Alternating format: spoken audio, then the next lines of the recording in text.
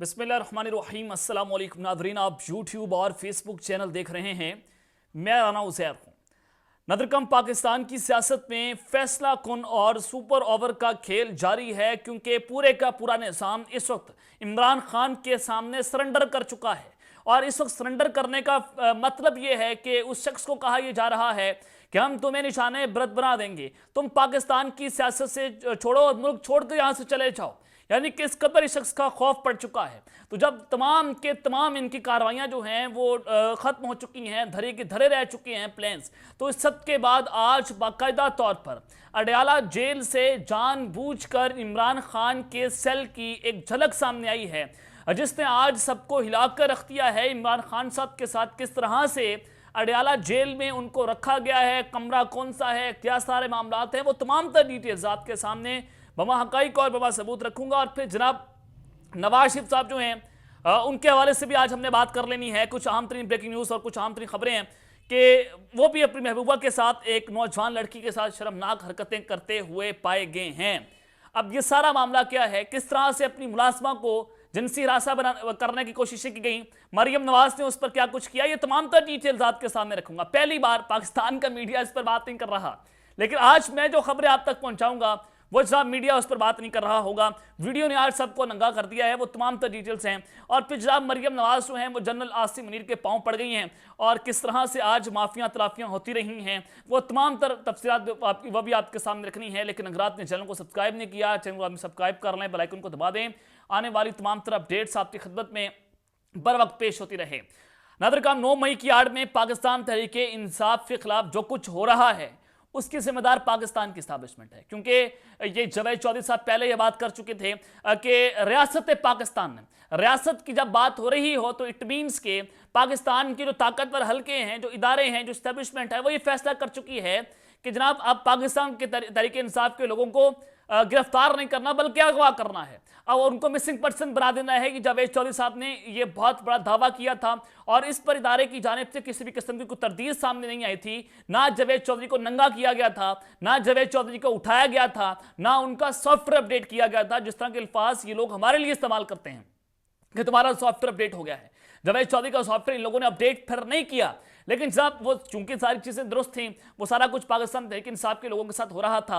और फ़रक हबीब जो हैं उनके लिए रियासत ने, इंटेलिजेंस एजेंसीज ने अपनी तमाम तर रियासती मशीनरी जो है उसको पूरे कार लाया और उनको ट्रेस करने की कोशिश की, लेकिन फ़रक हबीब जो हैं वो इनके हाथ नहीं आ रहे थे। और फिर फ़रक हबीब साहब जो है उनको इन्होंने ट्रैप किया और कहा गया कि हम तुम्हें गिरफ्तार नहीं करेंगे, गारंटीज दी गई कि आप हमें फलां जगह मिल लें, हम नेगोशिएट कर लेंगे और आपको वक्त भी देंगे। तो जनाब उनको ट्रैप करके फिर गिरफ्तार कर लिया गया। ग्वादर के इलाके से साथ उनके ससुर जो हैं उनको भी उनके साथ जो है वो गिरफ्तार कर लिया गया। तो इस सब के अंदर साबिक सेनेटर हैं मुस्तफा नवाज खोखर साहब, उन्होंने कहा कि शेख रशीद वो भी इस वक्त गायब हैं, फ़रक हबीब साहब गायब हैं और उस्मान डार ये भी इनको भी मिसिंग पर्सन जो है बना दिया गया है। उन तीनों के हवाले से कहा कि मिसिंग पर्सन होने पर लोग खामोश हैं और इमरान खान जिस हालत में सबके सामने आए हैं उस पर भी सियासी जमातों और चीफ जस्टिस की जानिब से मुकम्मल खामोशी है। और मुस्तफा नवाज खोखर ने कहा कि इख्तलाफ अपनी जगह, लेकिन ये कैसी रस्में डाली जा रही हैं, पूछता हूं सियासतदान और सहाफ़ी कब जागेंगे। उनका कहना था कि अपने साथ जर्नैलों को बचाने के लिए तो नवाज शरीफ को 2 दिन में पीछे हटा दिया गया, लेकिन जनाब आज उनके लिए खान साहब के लिए कोई आवाज़ नहीं उठा रहा। तो इसके ऊपर मुस्तफा नवाज खोखर साहब ने कहा कि पाकिस्तान जो है वो एक बदतरीन और ख़तरनाक दुराहे पर आकर खड़ा हो चुका है कि जहां पर सिर्फ एक शख्स की दुश्मनी की खातिर इन्होंने पूरे पाकिस्तान की रियासत को आग के अंदर जो है वह धकेल दिया है। और ये जनाब अफरा तफरी का आलम माहौल इस वक्त क्रिएट करने की कोशिश हो रही है। कल का दिन बहुत इंपॉर्टेंट है, साइफर केस है, खान साहब ने अपनी जमानत भी अप्लाई की हुई है, लेकिन साथ ही एक बहुत बड़ी वारदात डाल दी गई है। और साइफर केस में इमरान खान की दरख्वास्त जमानत पर समात इन कैमरा करने की पटिशन समात के लिए मुकर्रर कर ली गई है। तो जनाब इस सब के अंदर आपको बताना चाहता हूँ कि FIA जो है वो ये समात ओपन ट्रायल में नहीं करना चाहता, वो ये चाहता है कि ये इन कैमरा हो। अगर ये समात ओपन हो गई जनाब ये सारे के सारे नंगे हो जाएंगे। जो जिस तरह से साइफर आया, जो कुछ पाकिस्तान के अंदर हुआ, रियासत नंगी हो जाएगी, ये आपको मैं बता रहा हूं। तो FIA ने एक बहुत बड़ी वारदात डाल दी है और चीफ जस्टिस आमिर फारूक कल FIA की मुतफरिक दरख्वास्त पर समात करेंगे और यहां पर इंसाफ का बोलबाला भी होगा, क्योंकि नंगा नाच है और यहाँ पर इन्होंने नंगा नाचना है क्योंकि ऊपर से हुक्म आ चुका है। तो जनाब ये समात फौरी तौर पर टेकअप हो गई है और साइफर केस में इमरान खान की दरख्वास्त जमानत भी कल समात के लिए मुकर्रर है। तो जनाब आज ये चीज़ें आपके सामने हैं। कि इसी साइफर केस में एफआईए ने अदालत के अंदर चालान पेश किया। इमरान खान और शाह महमूद कुरैशी को जनाब कसूरवार करार दे दिया गया है, लेकिन पाकिस्तान तहरीक इंसाफ की जो लीगल टीम है उनको इससे लाइल्म रखा गया है। ये चीज़ें क्यों खुफिया हैं, तो उससे आपको अंदाजा हो जाना चाहिए कि जनाब अब ये इनके जो अज़ाइम है वो इंतहाई खतरनाक हैं। आग का खेल है और अब आग का जो गोला है इन्होंने हाथ में पकड़ लिया है और अब इमरान खान साहब को निशाने इबरत बनाना ही बनाना है। 3 अक्टूबर को एपेक्स कमेटी का इजलास है, उसमें जनरल आसिम मलिक साहब, DGI निगरान वज़ीर आज़म सारे इसमें आला हुकाम शिरकत करेंगे। उसमें कुछ आम तरीन फैसले होने हैं जो मैं अपने पिछले व्लॉग में आपको बता भी चुका हूं।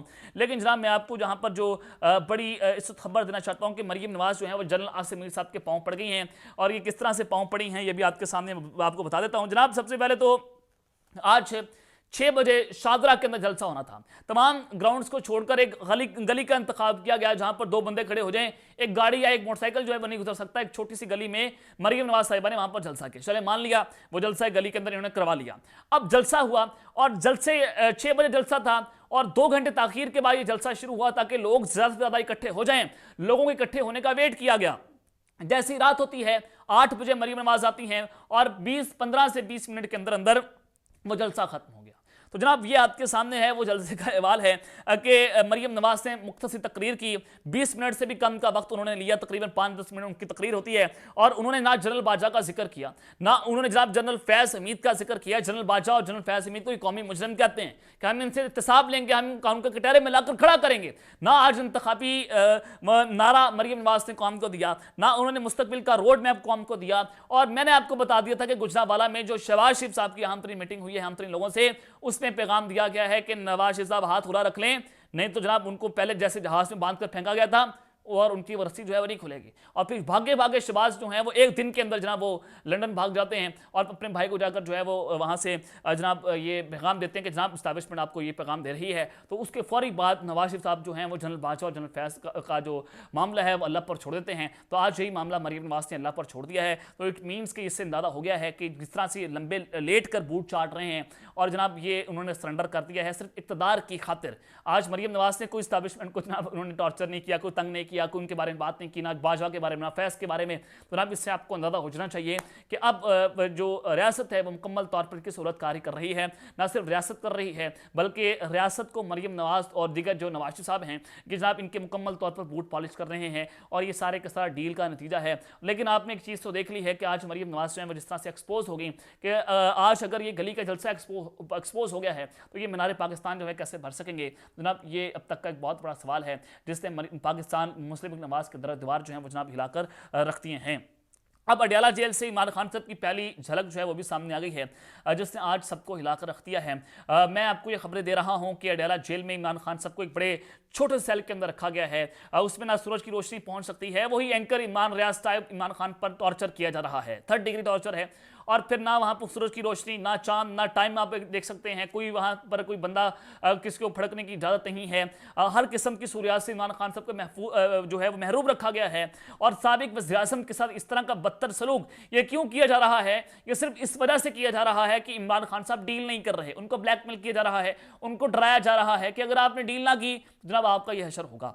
अब खान साहब डटकर खड़े हुए हैं। अब पाकिस्तान की कौम को उन्होंने मैसेज दे दिया है, पीटीए के लोगों को मैसेज दे दिया है, या जो लोग बोल रहे हैं उनको आज मैसेज दिया गया। एक सेल की तस्वीर जो है वो शेयर की गई है और वो चूंकि वैसे तो जनाब जो समी इब्राहिम साहब, साबिर शाकिर साहब जो सेल की तस्वीर जो है वो लगा रहे हैं वो अमेरिका के जो है वो प्रिजनर जेल की तस्वीर है जो कि डेथ सेल है उसकी तस्वीर है, मौत की चक्की जिसको आप कहते हैं, पुरानी तस्वीर है। लेकिन जनाब इसी से मंसूब जो इंतजार पुंडता साहब हैं, इमरान खान साहब के वकील हैं, उन्होंने कहा कि जनाब इमरान खान साहब को इस सेल से भी ज़्यादा छोटे से कमरे के अंदर रखा गया, इस छोटे से सेल के अंदर रखा गया है, वो इससे ज़्यादा कई ज़्यादा खतरनाक है। इस कदर खान साहब से टॉर्चर किया जा रहा है। ये पहली झलक है, ये आज रियासत पाकिस्तान का कर रही है।